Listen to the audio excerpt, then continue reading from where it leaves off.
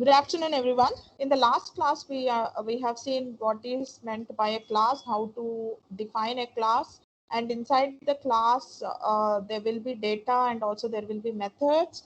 And the data that you declare inside the class are called as class variables, and the methods, the functions that you write inside the class are called as methods. And you can access this data and the methods only through an object. And how do you create an object? I showed you yesterday. So I'll be saying object some name is equal to, then I'll give the class name followed by parenthesis. When I say this, what happens is the object will be created, and after the object's creation only I'll be able to access the members of the class. The members of the class are the class variables and the methods. So I just wanted to show you the differences over here, which we already have gone through yesterday. Now you can actually connect it to these differences faster. The methods are associated with the objects, wherein the functions are the independent structures. And the methods of the class can be invoked only through the objects. You cannot call it by its name independently, but functions can be called by its name. And these are dependent on the class, methods are dependent on the class, and the functions are independent. And to access the the parameters inside the method, the first parameter should be self over here, but for the functions you do not require this self. Okay, so these are the differences between the methods and the functions. So now that's what I have told here. The class methods are exactly same as functions, except one small difference. The difference is that the class methods must have the first argument, which is as a self. Okay, so there is no need to pass a value for the self argument. Python provides its value automatically. Self means that it is the object reference. Okay, so what is the self? Self means that it is an object reference. And so this means that even if a method that takes no argument will have a self argument. So I showed you yesterday, like in case if I say I have an obj, I have an object obj. So I'm saying the name of the class is A. So I'm saying obj is equal to this. This statement actually created an object with the reference variable obj. Obj is the reference variable of the object, and an object is created, and the object is having a reference variable which is obj. And now by using the obj, I can access the methods in the inside the class. So I can say obj dot, say I'm having a display method, so I'm saying obj dot display. Okay, so what I do over here is I can simply if the display method is not having any arguments, I can simply say obj dot display like this. The function method definition should have the self as an argument. Okay, display is like this inside the class. So this display should have self over here. Okay, the display method, if it is not taking any arguments, but still it should have self as defined inside its definition.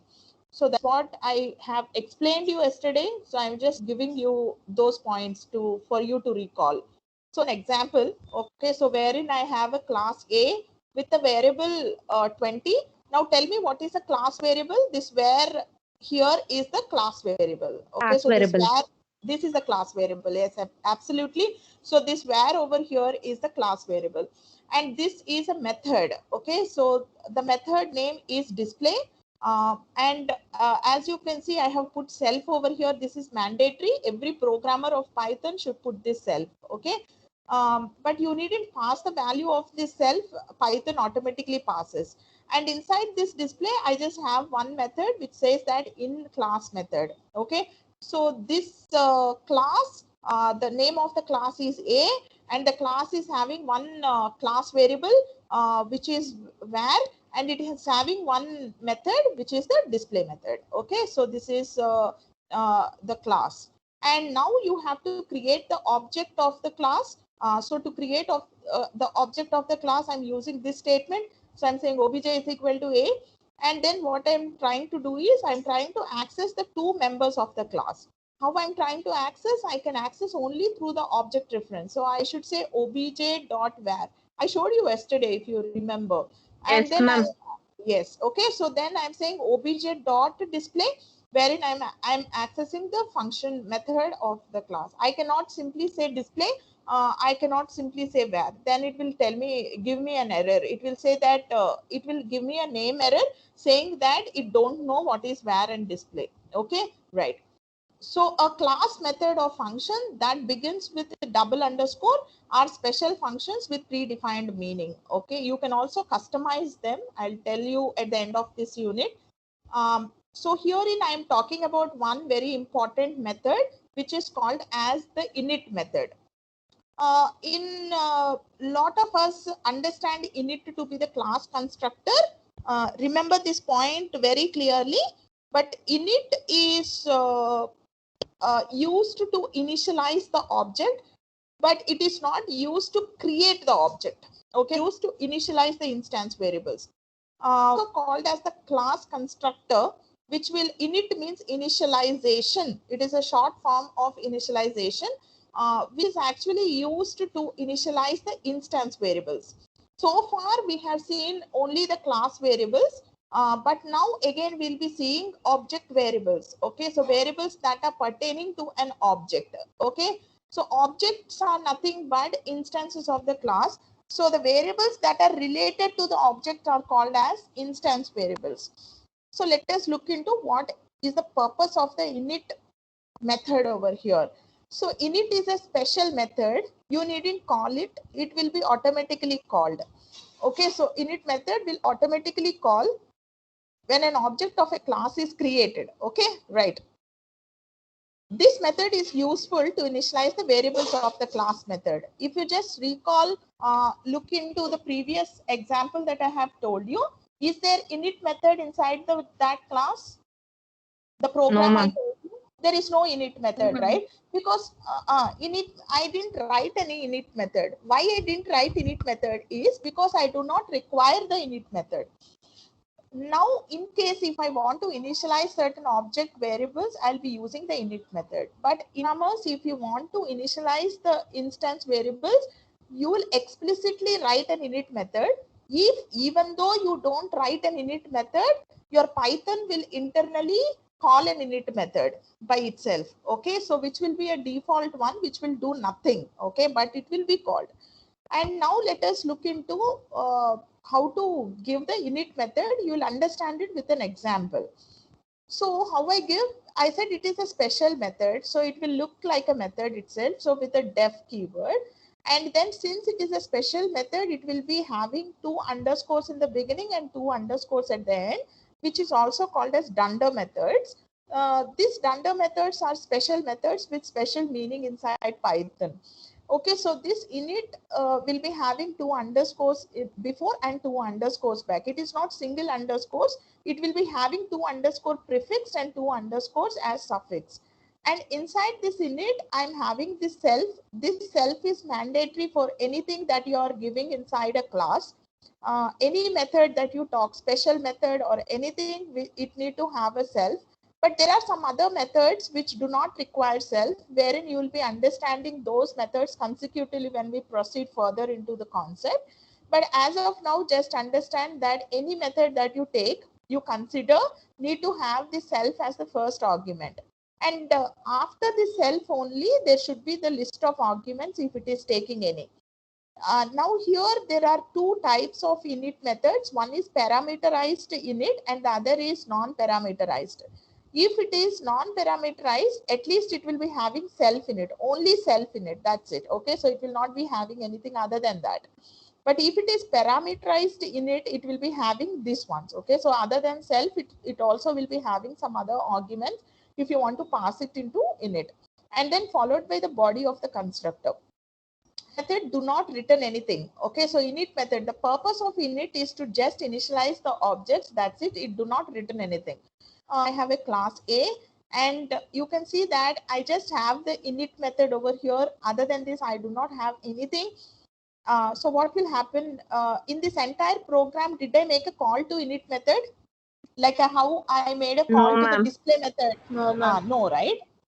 So that's what is the concept of automatically executed when an object is created. Did you understand? Okay, do you need to explicitly make a call to the init method? No, you do not require to make a call. You do not require to make a call. But for the display and all that, because those are methods you have written, you need to make an explicit call. But for the methods which are having some special meaning and which are inbuilt methods, especially like the init method, you needn't make any call. They will be automatically called. Let me show you. So you need indentation. It should be somewhere around over here. Okay, so it should start somewhere around over here. So it should be some def and all that. So it need indentation. Okay, definitely it need indentation. Okay, now fine. So this is the class definition. You can see that I made some difference over here in the class definition. I have given two parentheses over here. Even this convention is acceptable. Okay, so if I see any other methods other than the init method, so this is the object creation statement, right? I said obj is equal to a20. Now, as you can see that I have passed this 20 during the object creation, right? Yes. Yes, ma'am. Yes, I Yes, have. ma'am. Yeah. In the previous cases, how did I call the object? Did I put any value inside this No, parenthesis after? No, No, because ma'am. why I did not put any value over here is because I do not require any initialization of the variables. Okay, no parameterized init method will be called. The parameterized init method is explicitly written by the programmer. So we will be doing something before the program proceeds further. So that initializations, you'll be doing it in the init method. Okay, you can explicitly do the no parameterized or parameterized. Generally, we'll be going with the parameterized init constructor. So the name of this is constructor. So we will be saying that it is the init method, under init method, or you also will be saying constructor. But do not forget that init method do not create the object. What it will do, it will initialize the objects. Okay, so creation is the with another method, which I will be telling you in the later classes. But as of now, understand that init method is only used for initialization, and cut short it is named as init just because of its reason. Okay, right. As soon as this obj is equal to a20 is given, now the flow of the program will be in this manner.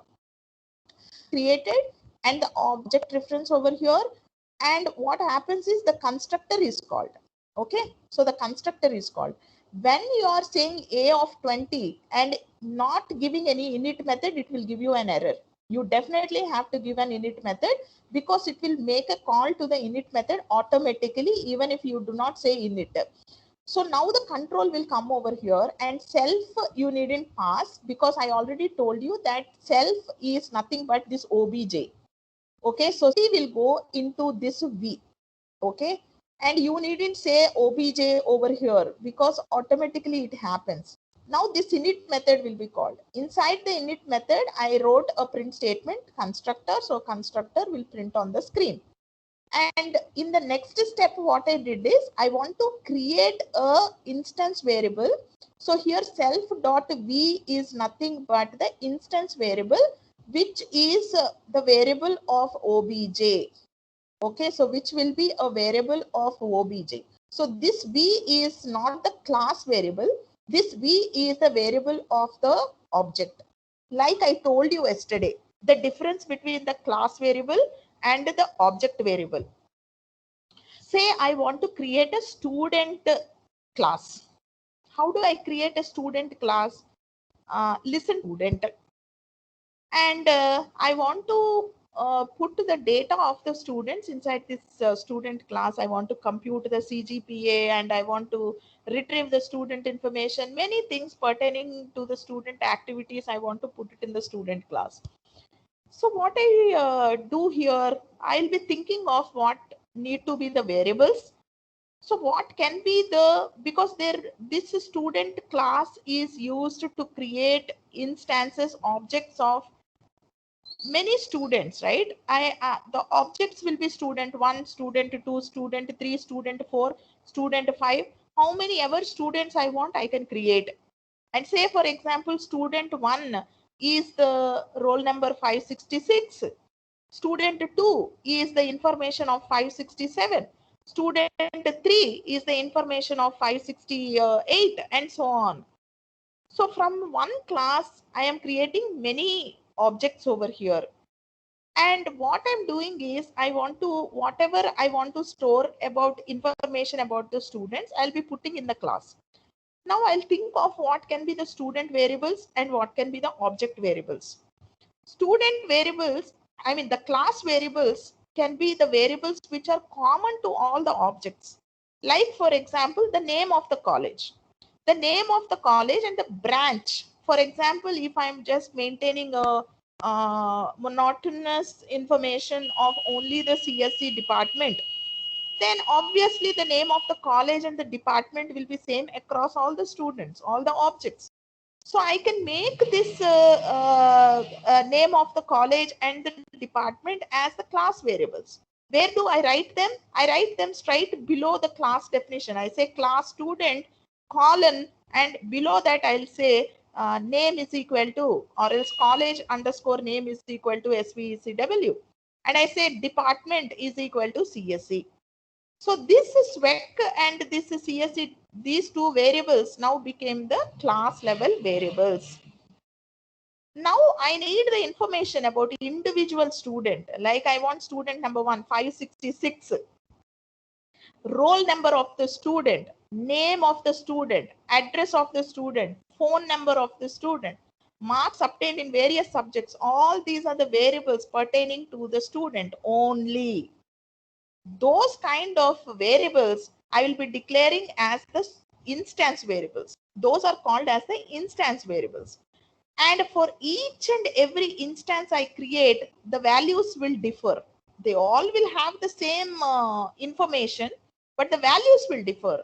For the student 1, the roll number will be 566 and the name will be something. And for the student 2, the roll number will be different and also the name also will be different.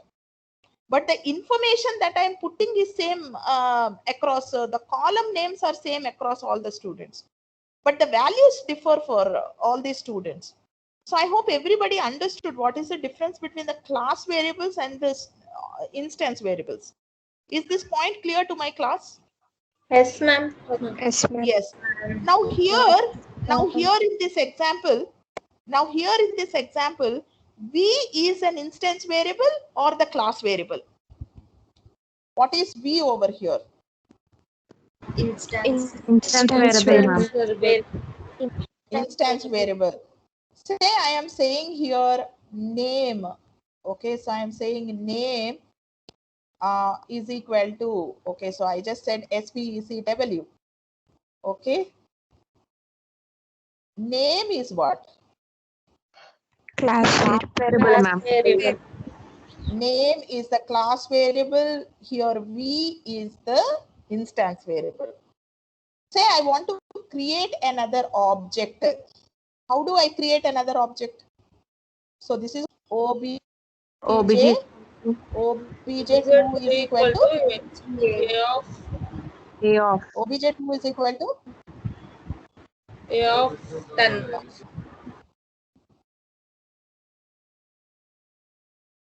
A of 10. Wonderful. Okay, now happen as soon as I make a call like this, again the control will go to this init method, and now what will be there in self? What will go in self? So self. Okay. 10, ma'am. 10. Right, say I am again creating one more object. I am saying obj3 is equal to I am saying a of, okay, so I said a of 100. Okay, is this valid? Yes, ma'am. Very, ma'am. Yes, ma'am. It's valid. Now tell me what will be the values of self and V over here when I make Self this? is object 3 and V is 100. Equal to 100. Okay, we will take 100. Now when I say obj2 dot V, what will be the value? 10. Yes. obj3 dot V, 100. obj dot V, obj dot V, 20. 20, right? So it is depending on the object. That's why we are saying self dot V. What is self over here? In the first case, it is obj.v. In the second case, it is obj2.v. It is in the third case, it is obj3.v. That's the reason you need this self. It is mandatory for you to use this self. Is this concept over here? So I'm just trying to say self.v. It belongs to the newly created object. And v means if you are simply giving a v, it becomes the local variable. Okay, so be very careful while using the self.v and v. If you simply give v, it becomes a local variable. Maybe you just want a variable to perform certain arithmetic operations, so you just gave this v. Okay, so be very careful in that. And so we are not making a call to the init method, which I already discussed, and it is automatically called when the object is created. So just take a look at this particular program.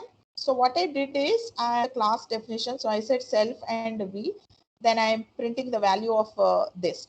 And what I did, okay, so as soon as the object is created, the control goes over here. Obj goes into self and 20 goes into v. I just have printed the value of v. But you can see that there is no initialization that happened in this init method. Initialization did not happen. Now, what I did in the next statement, I tried to access the value v. It is telling me that v is not an attribute. You cannot access it because the initialization did not happen in the init method.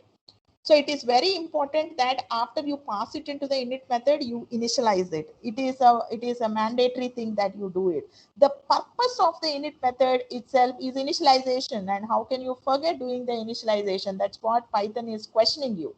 So it is very mandatory. It is important that you keep this initialization in mind, not only passing it into the init method. You being the programmers, you have to do that initialization step. What is that step? Which is nothing but self.v is equal to v. This initialization step is important. So when you do this initialization step, what happens is this v becomes an instance variable of this obj. And now when you try to print this obj.v, it will give you this 20. Okay, so did you under a quick test? I think you have, and I'll ask you to vote for it. Let me get that question. I hope you all have the right.